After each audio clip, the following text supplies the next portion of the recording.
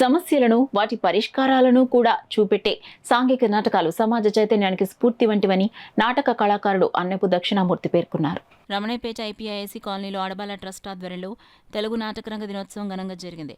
ఈ సందర్భంగా దక్షిణామూర్తి మాట్లాడుతూ బలహీనతలను బలహీనపరిచి గుణాత్మకమైన బలాన్ని ఇచ్చేది నాటకమన్నారు. ప్రజల్లో నాటక కళ పట్ల ఉత్సాహం, విలువలు పెంచేందుకు, వీటిని సమతుల్యం చేసేందుకు నాటకరంగ దినోత్సవం జరుపుకుంటున్నామన్నారు.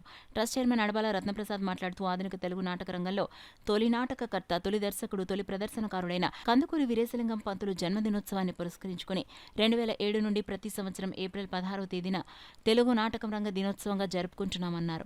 ఈ సందర్భంగా తెలుగు నాటక రంగంలో విశేష కృషి చేసిన నాటక కళాకారులైన అన్నపు దక్షిణామూర్తి, పల్లా బాబురావులను ఘనంగా సత్కరించారు. కార్యక్రమంలో రాజా నాగేశ్వరరావు, భాను, రాఘవరావు తదితరులు పాల్గొన్నారు.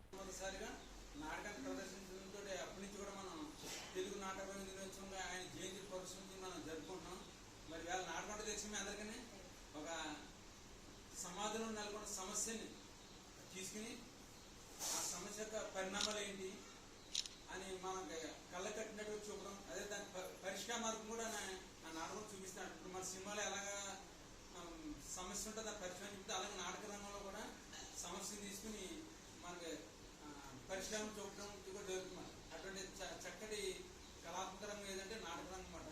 మరి ఇప్పుడు అంటే సినిమా చేయడం పౌరులు టీవీలో వచ్చే గతంలో మనకి మన చిన్నతనం అంతా కూడా నాటకాలే మనకు మంచి సందేశాన్ని, సమాజాన్ని ఉద్ధరించే సమాజం మేలుకొల్పే అవకాశాన్ని కూడా నాటక రంగం ద్వారానే అందరి ప్రథమ మేలుకొల్పడం జరిగింది.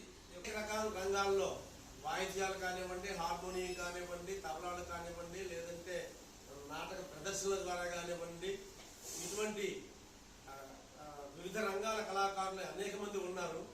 కానీ అందరికీ ఈ తెలుగు నాటక దినోత్సవం అటువంటిది గుర్తుందా లేదా అన్నటువంటిది నాకైతే తెలియదు. కానీ నేను గత కొన్ని సంవత్సరాలుగా చూస్తున్నటువంటి విషయం, మన మాజీ సర్పంచ్ గారు, ఈ రత్నప్రసాద్ గారు మాత్రం నేను అదే అనుకుంటుంటాను. రత్నప్రసాద్ గారు ఎవరు మర్చిపోయినా ఈయనకి మాత్రం బాగా గుర్తుంటుంది. ప్రపంచ నాటక దినోత్సవం గుర్తుంది, తెలుగు నాటక దినోత్సవం గుర్తుంది.